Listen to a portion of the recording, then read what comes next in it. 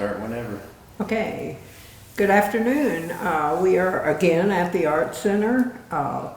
So anybody can stop by here on the weekends now, Saturday and Sunday from 11 to 2. And then in the 1st of April, we're going to be here from 11 to 3 on Friday, Saturday, and Sunday instead of just the weekend. So today for What's New, we have a guest from the library, Shawn. Hello. So he's going to tell us about the Proposition L. Is that what you're starting with? Yep, this Okay. is Proposition L. Right. We're on the ballot on April 8th, and we're going to the voters for to go from 4.5 cents per hundred to 15 cents per hundred. So. Okay.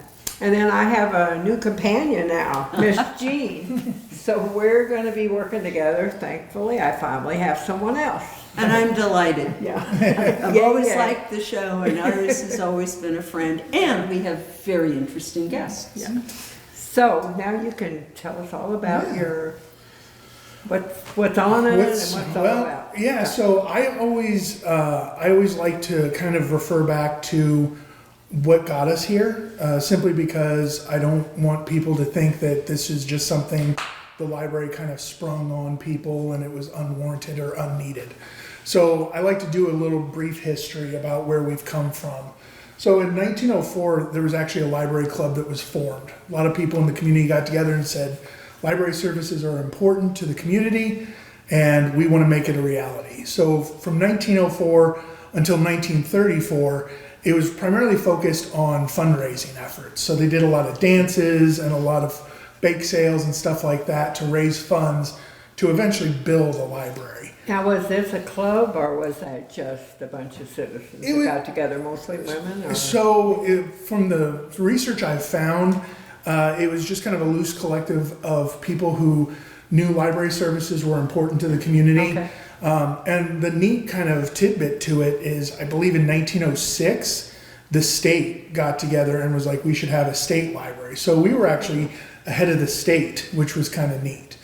And then fast forward to 1934 is when the facility we're in now was built. And this side was the library and the other side was the museum. So we were here up until probably the 1960s. When a different group of people got together and said we should have a tax levy to support the library for its long-term longevity. And at that point, it was roughly 10 cents per hundred. So that lasted for another 56 years. It wasn't touched until 2016, that 10 cents per hundred. What happened in 2016? So in 2016, we broke apart from Ozark Regional. That was the big thing. And then in, I should say 2017, we spent about a year there, and that money was something that we could control ourselves. And the commissioners were looking at it, and due to the Hancock Amendment that says you can't hold on to a lot of money that you're not using, we were either going to have to give the money back or roll our tax rate back. And so the commissioners at the time saw an opportunity to utilize this underutilized monies for something else. And that's whenever the water park and the Bloomsdale facility was built. So on the ballot in 2017, there were two questions. And one question was, shall the library reduce its tax rate by 5 cents? And then followed by, shall an increase in sales tax of, I forget what percentage it was, be used to expand community center services. And so at that time, that's when our tax rate was reduced by 5 cents. Unbeknownst to the people at the time, I wasn't there. I started in 2019. The rate was actually set about 9.5 cents. So whenever it was voted down 5 cents, that's what brought us to 4.5 cents per hundred. So we've been operating at 4.5 cents per hundred since 2017. And the cost of everything has gone up in between. Yes, it's gone up in between. The one nice thing is, and I'm going to skip forward a little bit in my little presentation, but in 2017, we were fortunate enough that they were thinking about like, well, what happens if we need more than that money? So an intergovernmental agreement was put in place. And every time I explain this intergovernmental agreement, people are like, oh my God, it just sounds so confusing. But the long and short of it is basically it's an agreement between the library, the community center, and the commissioners at the time. Those are the three entities that signed off on it. That says the community center shall keep an account of $200,000 available for the library if we need it. And so if we need anything beyond that 4.5 cents, we have a little bit of cushion, which was approximately a little bit less than what we lost. So the first couple of years after we broke apart and we became our own entity and we were under that 4.5 cents, we didn't use it a whole lot. But as we've been kind of improving services and growing and expanding, we've been using more and more of it. So last year we used 94,000 of it, and the year before that we used 166,000 of it.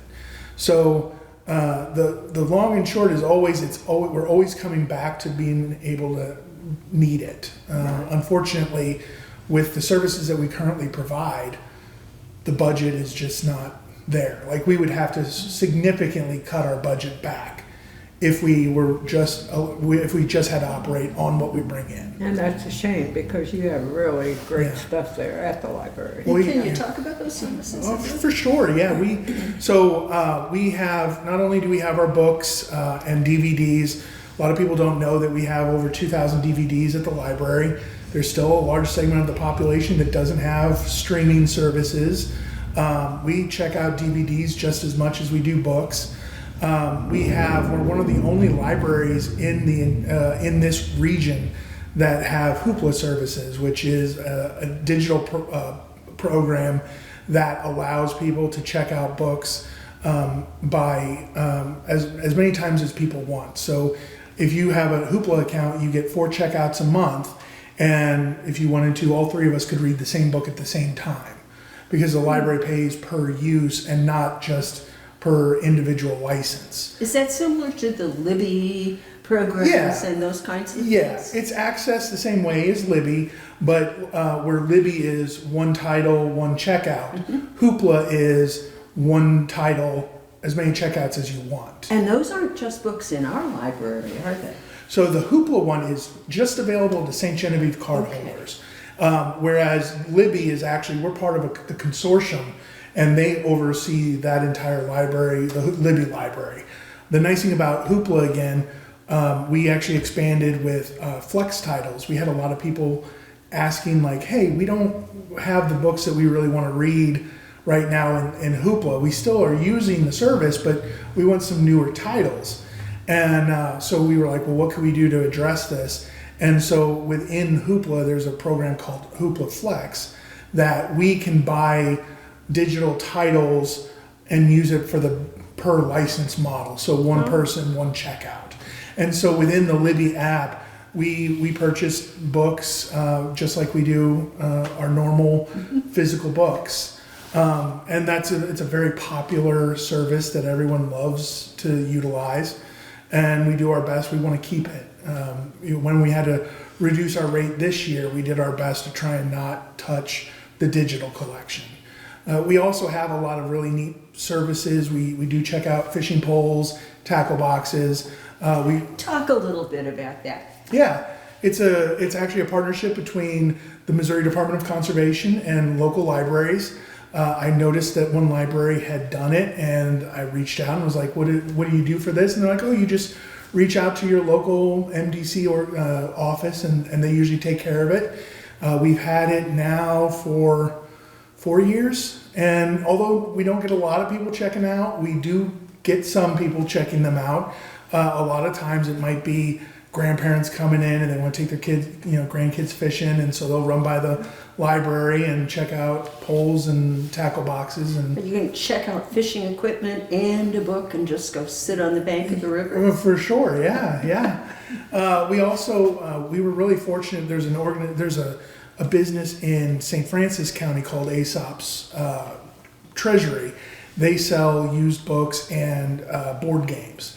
And he actually reached out and he was like, hey, I would like to donate some board games to all the local libraries around us. And so He worked with his distributors, and he gave us a huge stack of board games, all for free, and we cataloged them and we put them out there so you can check out. And some of these newer board games cost upwards of $100, $150, $200. So it could be a barrier for people who want to get into a different kind of hobby.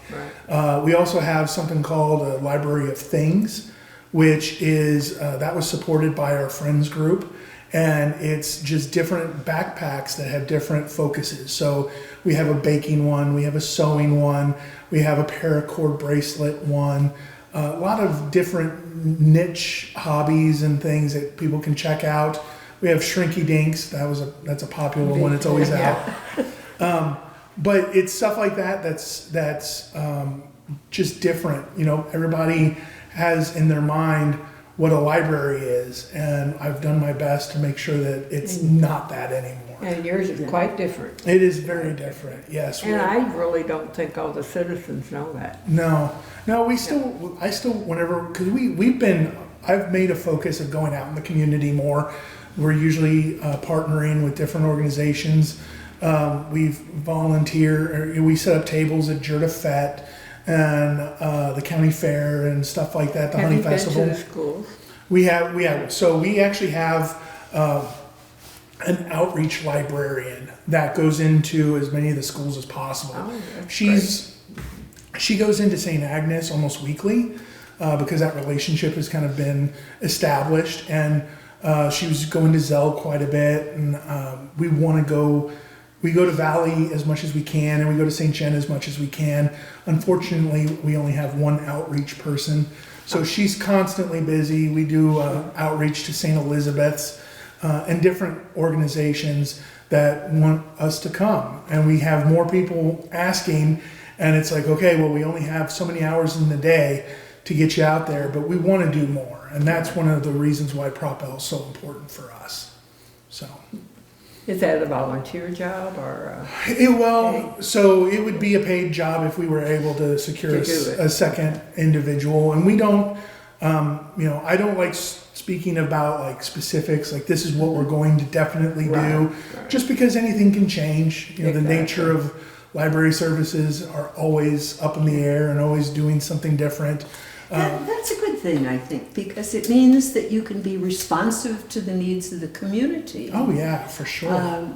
Without having to change the master plan, Yeah. I guess. Yeah, and that is one thing, because again, whenever we were, after 2017 and we lost the tax rate, and I was hired in 2019, I was always kind of a little bit concerned about how this IGA operates and how it works. One thing that the IGA is it's all sales tax funded. Now tell us again what IGA stands for. Intergovernmental agreement. Thank you. Yeah. So it's an intergovernmental agreement, and the big issue is it's sales tax derived. So it's and as many of you may know, and your viewers may know, the county's going through some sales tax issues with the reduction of sales tax. So there's a huge question mark as to the future of the IGA. You know, I've been told that, hey, it's in place and it's going to be fine, but whenever you don't have that money, where does it come from? And so the commissioners have already said, listen, if the community center doesn't have it, we don't. So I'm one of those people who, hope for the best, plan for the worst.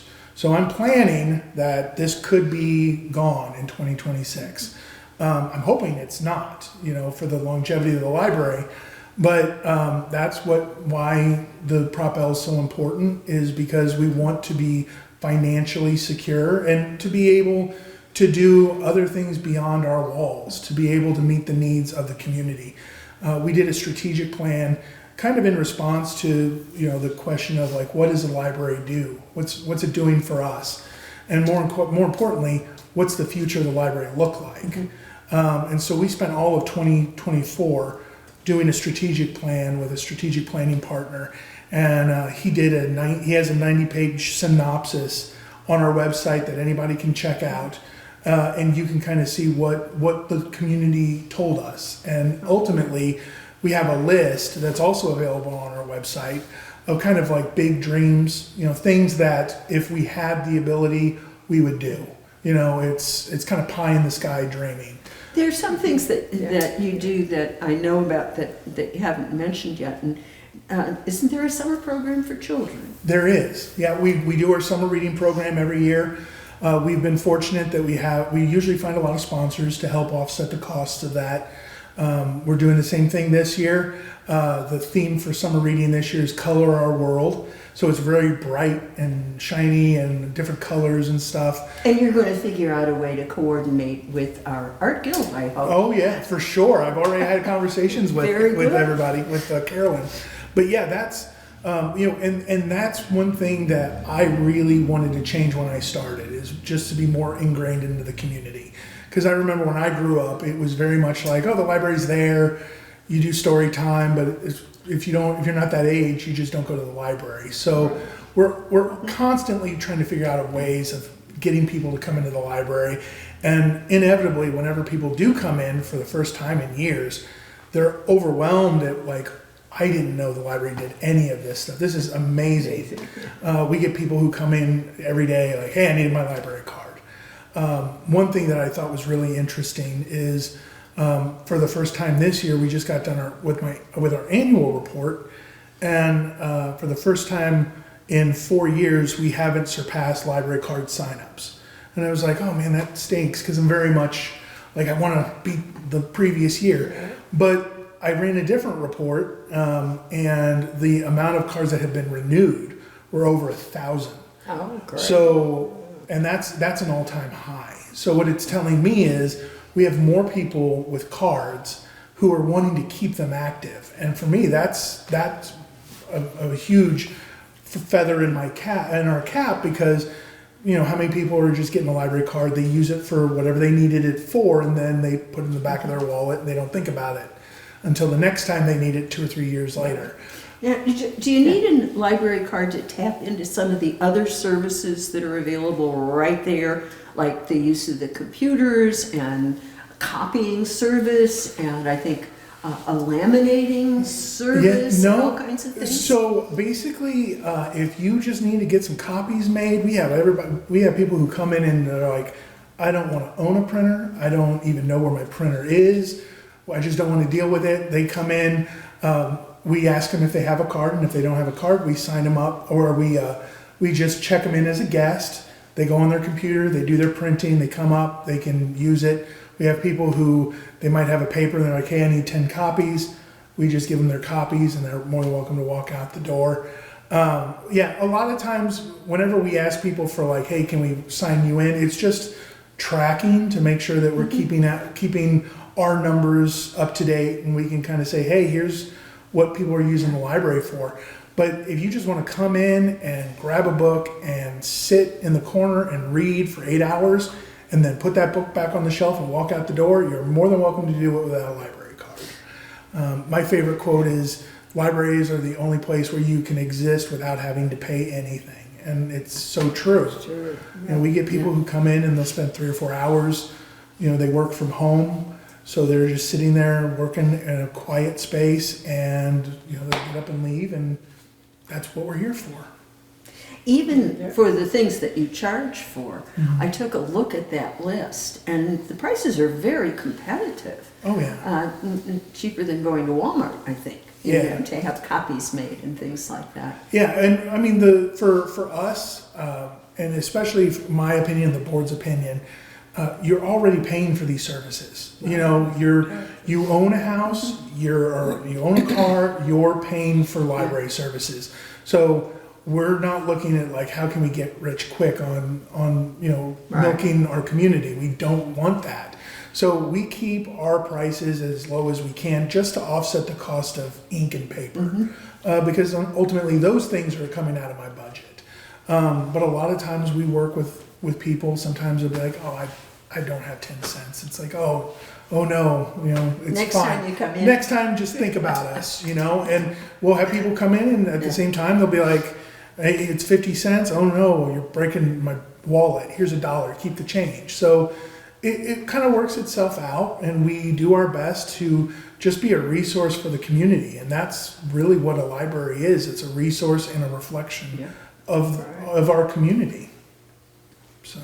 And I like your other programs too, the baking and the cooking. Oh, and yeah. Those are cool too. We love Yeah. the Bake Club. Oh, yeah. That That's was fun. yeah, and that kind of puts me on a little bit of a tear too, because part of the intergovernmental agreement, we've been told, the monies that are there, it's for wants, our needs, not wants. Okay. So anything that the library wants to add that would be kind of a big ticket item, it's Yeah. been kind of vetoed. So we have to think outside the box of how do we do more with less.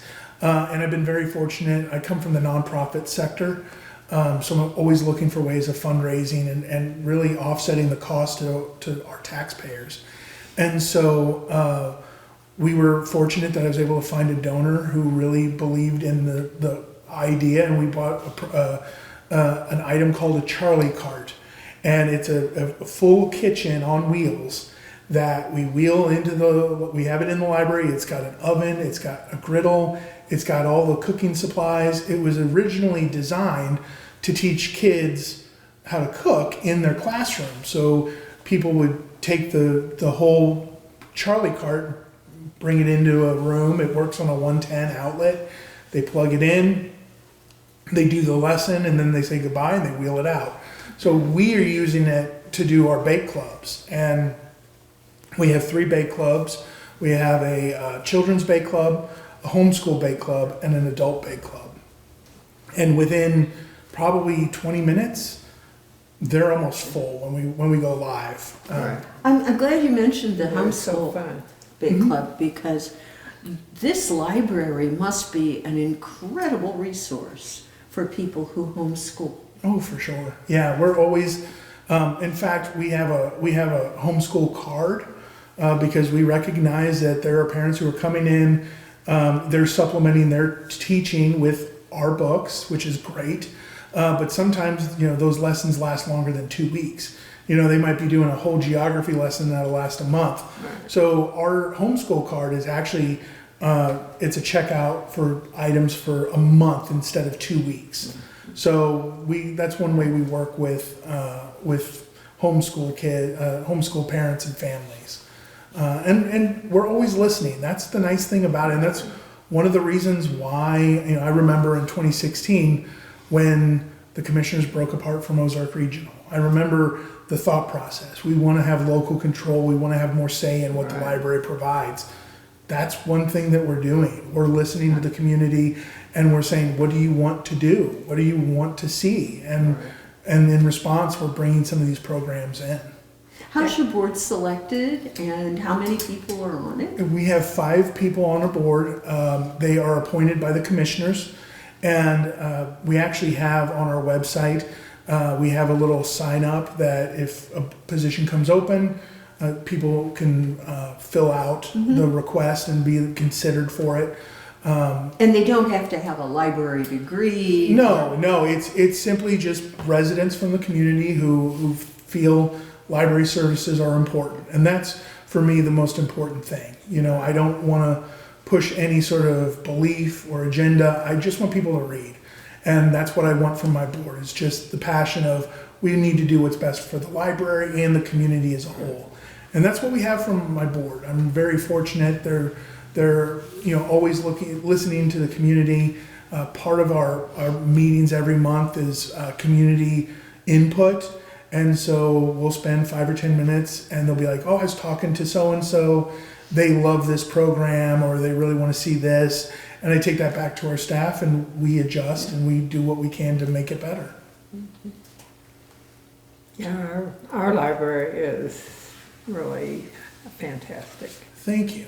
And there's a Yeah. connection between us and this building Yeah. and the library, besides the historical connection, which has to do with the fact that you show art created by members of the St. Genevieve Yeah. Art Guild For out sure. at the library. Yeah, I love it. One thing that I will say about the library is It's beautiful. It has so many windows, but we had a big blank spot. And I was like, there's so much talent in our community. Isn't And I'm like, well, there's so many people who don't even know it. And I was just, I had reached out a few years before and was like, hey, would you consider doing this and putting some artwork out there? And at that time, I know the Art Guild was dealing with a lot of stuff and it was low priority. And I asked again before. I'm like, I want to put something on the wall. And I was like, all right, last chance. Is this of interest? And luckily at that time they were like, yeah, we want to do it. And so we hung some little track stuff, and you guys come in about 4 times a year and swap out all of the art. And sometimes artists will, they'll have their input on it, and they'll even have a price to sell it. We've sold art before. It completely kind of threw me for a loop. I was sitting there working, and actually a vendor of ours who was working on, we have an interactive screen in the kids area where you kind of stomp on it and it interacts. Kids love it. It wasn't working, and the vendor came and was fixing it, and he was walking in and out of that side door, and he saw a piece of art that he absolutely loved, and he's like, I want to buy this, and he's just holding it. He gives me the cash, and I'm just like, okay, yeah, no, totally.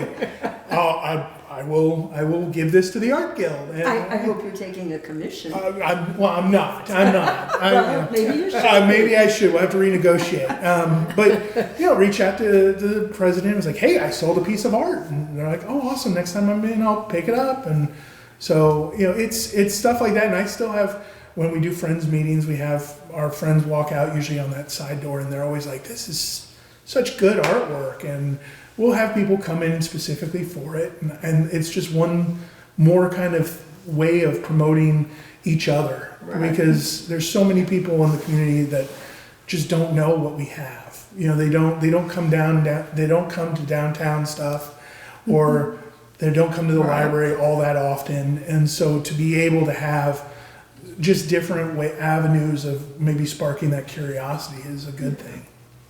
Very good. Yeah. And it's a shame you can't have pottery and all that kind of stuff out there too, but there's I know. There's no room for it, Oh, or I no know. place to put it. Because we have such good potters. Yeah. It's something that, I look at other libraries, what they do, and sometimes I know Farmington, they have a whole section dedicated. At one point it was a genealogy section, but there's potential for stuff like that. And unfortunately at 4,700 square feet, every square foot is kind of accounted for. And that was one thing that we discovered during our strategic plan is we need more space.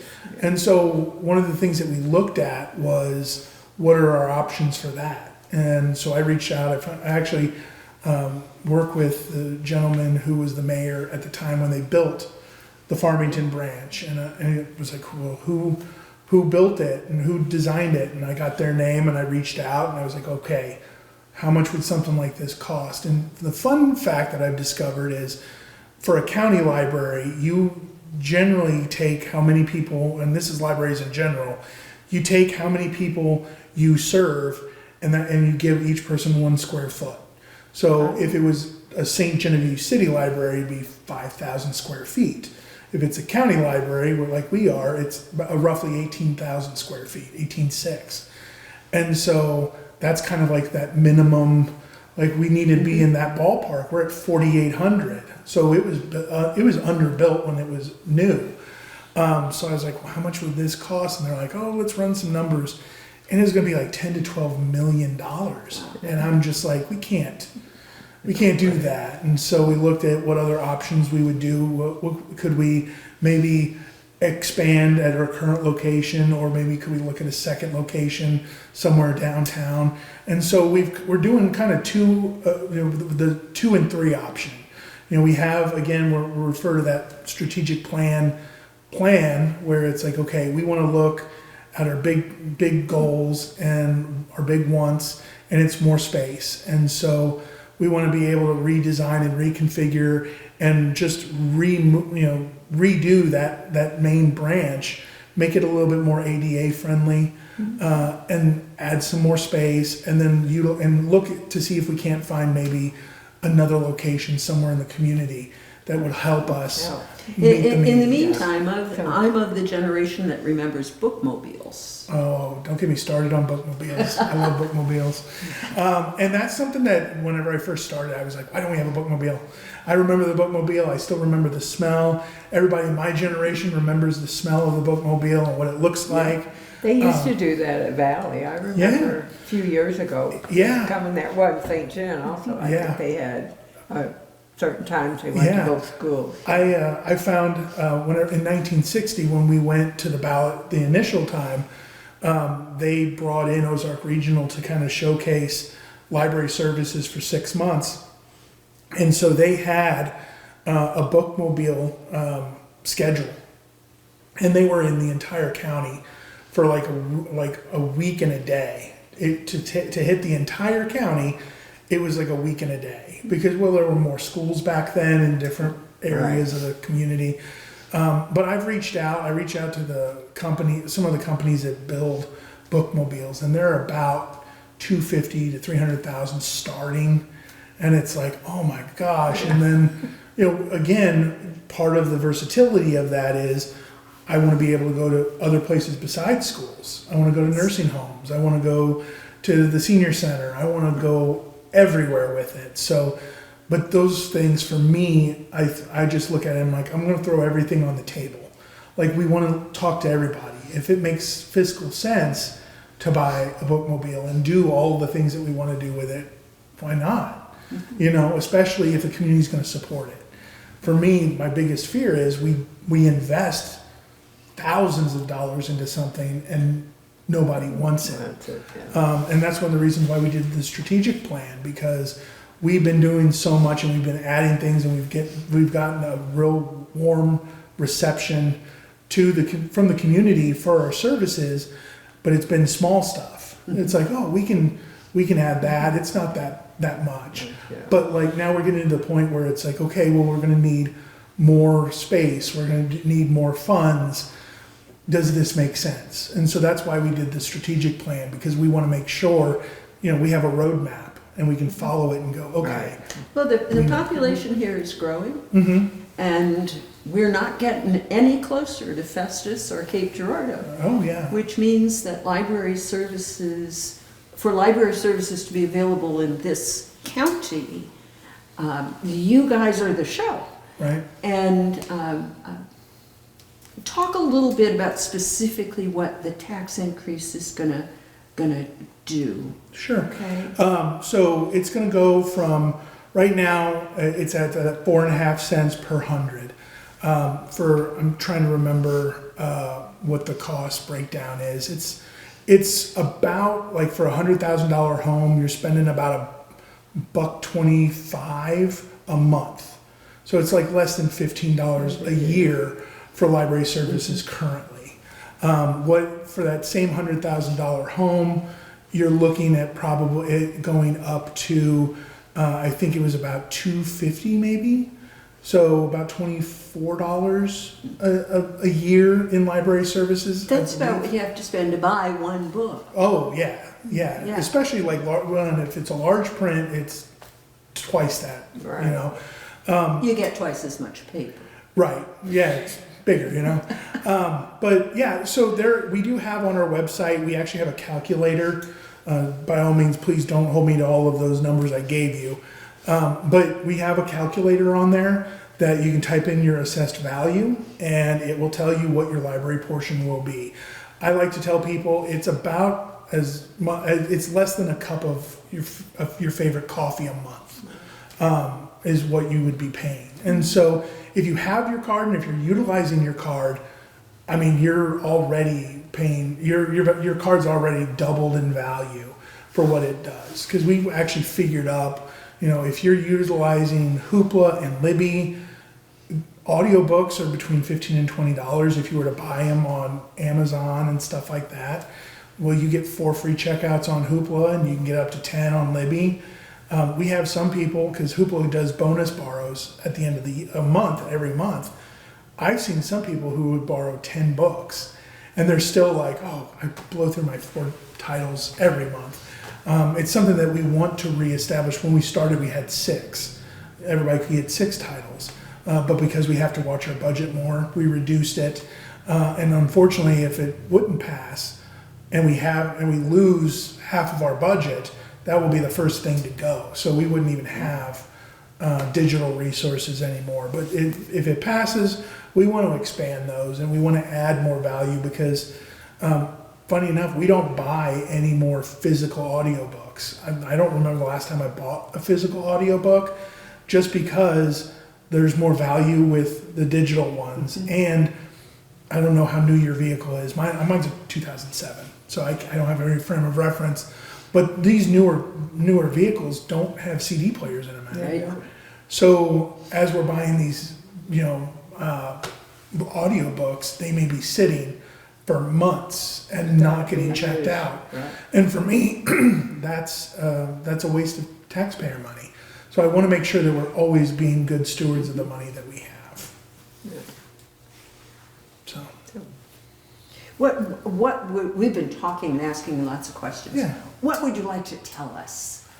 I would like to tell you that if you aren't using your library, to come in and use it, because it is a great value. And I can't tell you how to vote. I'm just going to tell you to vote. Exercise your duty as an American, and make sure that you educate yourself. That's my biggest thing, and that's what I'm doing with these things. And with we have a few town halls scheduled at the library where we'll let people ask questions. Can you tell us when those are? Yeah, we're gonna have one on Friday at 9:30, and one on Tuesday, the 18th at 5:30. So you can come, you can ask questions, and on our website, sgclib.org/proposition-L. All of the information is there. You can, like I said, there's the calculator that you can put in your county, your value of your property, see in real time how much it's going to be, and it answers a lot of the questions as to what happens with library services, if it passes, if it fails. For me, I'm just really looking at what the future of the library holds. We started in 1904. Our official birth date now is 1934. That's when the doors of this place opened and you could check out a book. That's even older than we are. Not by a lot, but it is older than we are. Well, and because, we were 1934, it was St. John, it was the library. And then 1960, it was Ozark Regional. And then we broke apart in 2016 from Ozark Regional. And it's like, well, what is our real identity? And whenever we the board and I looked at it, and it's like, okay, well, technically the idea was born in 1904, but we didn't officially check out a book until 1934. So that's our that's our go fresh date. And so under that, we're less than 10 years away from 100 years. And that's something to be really proud of as a resident. That is, yeah. I don't think the state library is close to 100. They're a few years away from 100, so we're even closer than that. So, or no, the state library was in the early 1900s. So but we're one of the older library systems using that, thought process. So. And that building can still be seen right here. Yeah, and then we moved across to where Harold's is and spent a few years there, and then moved up to the old Kedding building, and so we're at our 4th iteration, and I don't know what the future holds. We're always looking for, we need more space, and I don't know what that space is going to look like. So this question might be more for Alderman than you, but is the busing money all gone? Is it all spent? That's not. I'm not oversee. I don't oversee any of that. You don't see any of it? No. That was established with the community center. I don't have any say in that. Oh, okay. I don't. So I couldn't speak to that. Because I know she earmarked it for the youth of St. John. Correct. Yeah. And I feel like whatever we do for the future is going to be kind of honoring her and her vision for the community. We're always looking for ways of expanding. We've reached out to a few places downtown as potential secondary locations, just to be able to, I remember whenever I was in school, and I graduated in '01, so I had most of my school time was we were within walking distance of the library. And that's how it was when I was in school. And so, I still run into about 2 or 3 people a year will be like, when you're moving downtown, we need a downtown library. And it's like, I don't have the money for it. Right. But if I did, and if the opportunity presented itself, I would love to be able to do that and help the community and add a safe space for our kids. I have 3 under 11. I want our kids to be able to walk safely from either school, from St. John or Valley to a library again. So those are things that if it passes, we could start really taking a look at and trying to establish. I don't like saying like, oh, we're definitely going to do it, because You never know. we never know. And if we don't, now people are mad that I told them one thing and we did another. But I like to think that if we have the opportunity and the means and the opportunity presented itself, we would have, we have a board that is forward thinking, that we could be like, okay, how can we make this work? Because if we can make it work, it makes sense. We're not going to just move for the sake of moving or add a space just for the sake of adding space. We want to make sure that it's improving library services and not just a quick fix. So that's the important thing for us. And overall, it's just, support your library any way you can. Right. Get your library card if you don't have one. And I don't think a lot of people understand that it's not really a big tax increase. It's not. They don't, they think, I'm not paying any more taxes. Yeah. I don't want to pay any more taxes. Yeah. But when it's so minimal, Well, and it's not going to raise your taxes by $200 or $300 or $500. It's just going to be very small. Well, and so that was another thing too. As we were planning on this and preparing for it, I was having conversations with the state library and finding out like, okay, what's everyone else do? And I did some digging, and the state average is about 20 cents. So Jefferson County is about 28 cents. St. Francis, like Bonne Terre, I think is in that neighborhood of 20 cents. On the website, we actually have a graph where we're kind of compared. So the state average is 20 cents. We're at 4.5 right now, and we want to just get to 15. So we would still be lower than the state average. And the reason for that is when you kind of factor in like, okay, here's what 20 cents would bring in, here's what 15 cents would bring in.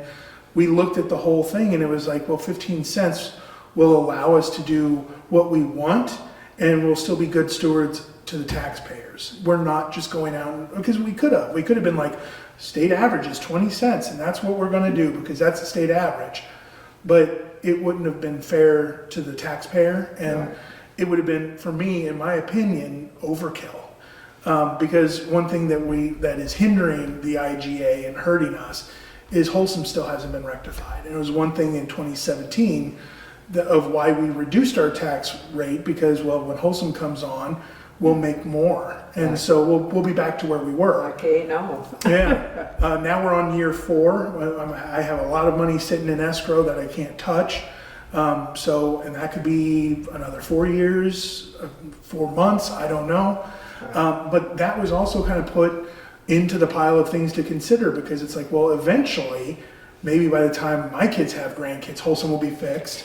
And then that will, when they come on the rolls, that's going to make a big difference for us, meaning 15 cents is going to go a long way for us. And so, and that's the ceiling. That's not the floor for us. Right. So we can grow into that, because as you said, books are getting more expensive. Sure. Staffing's more expensive. If we decide we want to try and add a second location, manpower, Right. bill, Yeah, you go from $1 an hour to $5 an hour to $15 and $20. I mean, everything climbs up. Oh yeah. For us, it was all about how do we do the best for our community, and that's really what it was. We don't want to seem greedy or appear that we're trying to do a cash in, because we're not. Right. We just want to make sure that my grandkids still have library services, because I had library services, you know. And we've done a lot of outreach. We have a lot of community members who love working with us. We love working with them, and we want to do more. It's just we're kind of at our capacity right now. We actually added 2 offices last year to the current space of underutilized space in the library, because we had up to 5 people working in one office that was designed for just a branch manager. Because we're going out, we're doing our planning, we're getting out in the community. Everybody kind of need their own space, and if one of us were sick, we just kind of everybody got sick, and it was like, oh no, I can't work for 3 days because I'm sick, and I'll get everybody else sick. But now that everybody has their own workspace, it's something that we're really we're excited to take that next chapter. Right. There have been a lot of improvements at that site, but it's comforting that their card catalog is still there, and librarians are still available to help you, and that you can still wander around and touch the books. Oh yeah. I think that's a positive thing. For sure. I don't mean to bum you out, but the card catalog is gone. It is. It is, yeah. It's all digital now. It's all digital, and I honestly don't know what happened to the card catalog. That was pre-me, because I would not have gotten rid of that card catalog. But yeah, so it's all digital now. But we do have a small kiosk that patrons can look for their book if they don't feel comfortable coming straight to the front desk. But we're always looking for ways of kind of bringing that kind of history back. I think if I ever found our card catalog, I would definitely bring it back and be like, we're Just turning for decorative purposes. decorative purposes. Some libraries turn it into a seed library, so we would probably move our seed library to the card catalog. It would be perfect. It would be perfect. One other thing, Yeah. the genealogy that Rob did. Yeah. Is that still out there? The books The books, that he yes. did for the cemeteries? They are. They They are. are still out there. And a lot of people don't know that either. Yeah. Yeah, we still have them.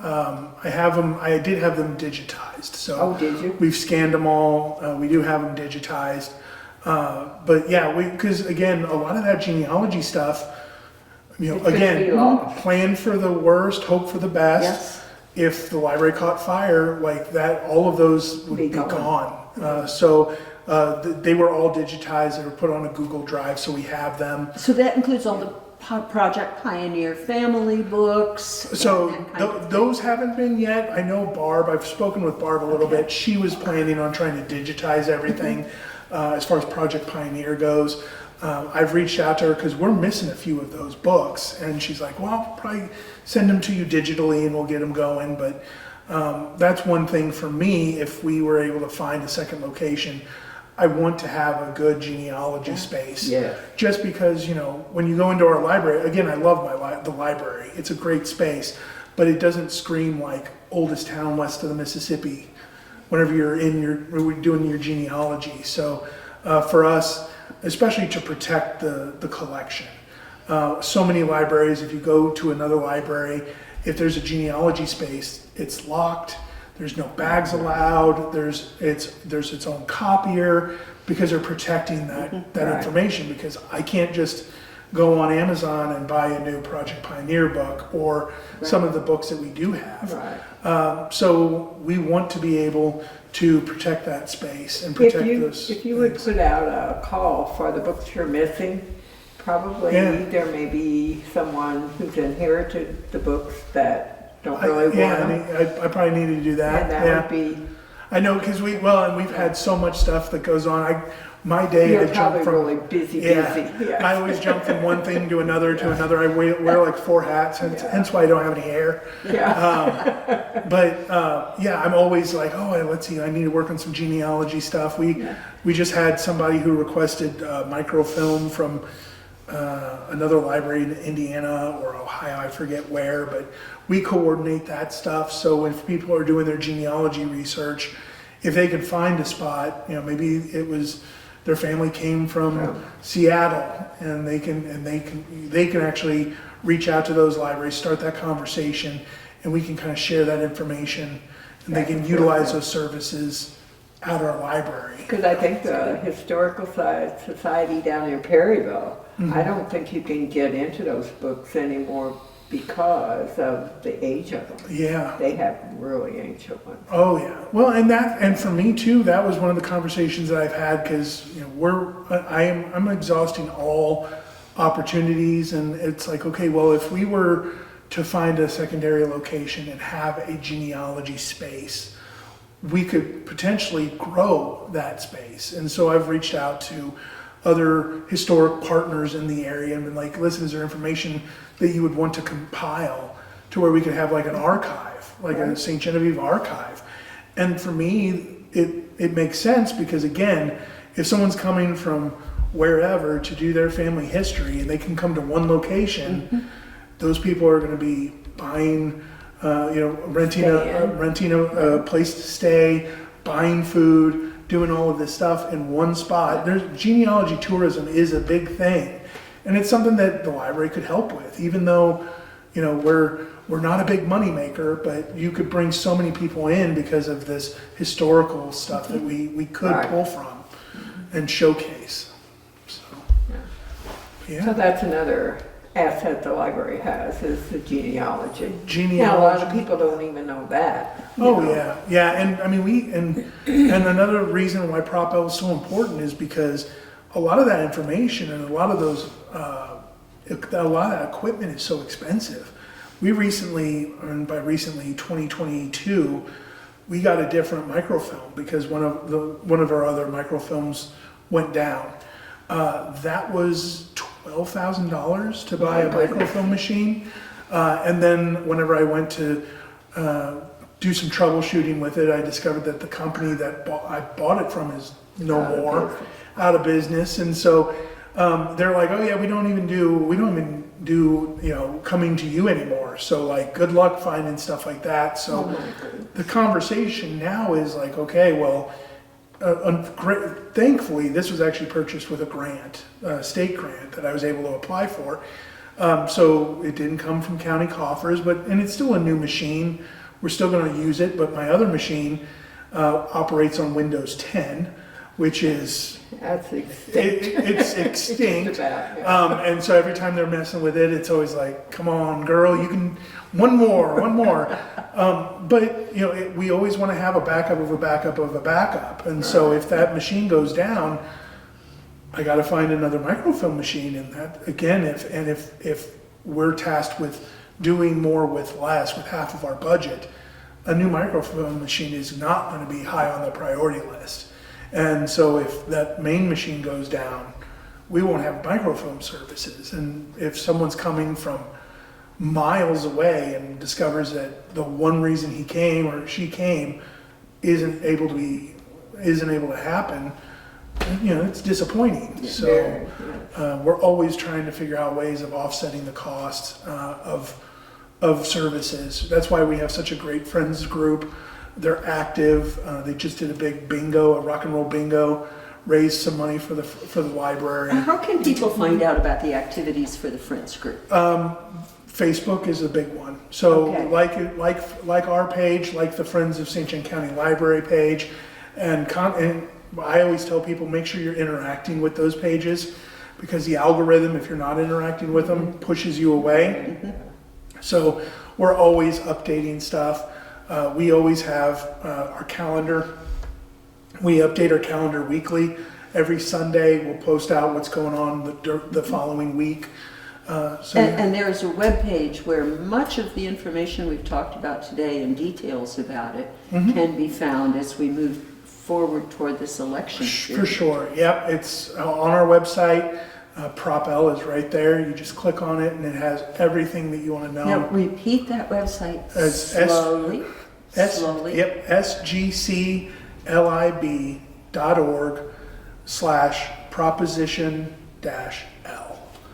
And so you can go there and And you could probably bring it up just Proposition L, St. John County. Yeah, you can do, yeah, Proposition L or Yeah. Prop L, it'll take you there. I was designing the website and did Prop L for everything and then realized that the Prop L wasn't working. Yeah. Moving stuff around, I was just, Oh my. January 3rd, I was just like, no! So needless to say, I'm excited for April 8th because this has been a Yeah. really big project for the library staff and myself and the board. We really believe in it. You know, we're not, we, as much as I want to tell you how to vote, I can't. But I just come here and say, you know, we're still useful. Because I know a lot of people just look at libraries as like this antiquated antiquated thing that nobody uses, like the rotary phone. Yeah. But it's just not like that. You know, we had 25,000 checkouts last year, which was a new high for us. That's great. Physical books going out the door, 25,000. And whenever we broke apart from Ozark Region, or when we had the intergovernmental agreement created, we had about 16,000. Oh. So that's a amazing. huge jump. Yeah. So library services are strong, and that was one of the things that I took in 2019 when I started. I'm like, we have to prove our worth and our value. He can't say it, but I suppose No, we can I say guess it. we shouldn't on No? public television. No? Well, Right. let them guess. We're both smiling, and we both love the library. We are going to vote for L. Exactly. So you do what you want, but it's a great, And thanks for Great. watching. yeah. Is that it? That's it. All right.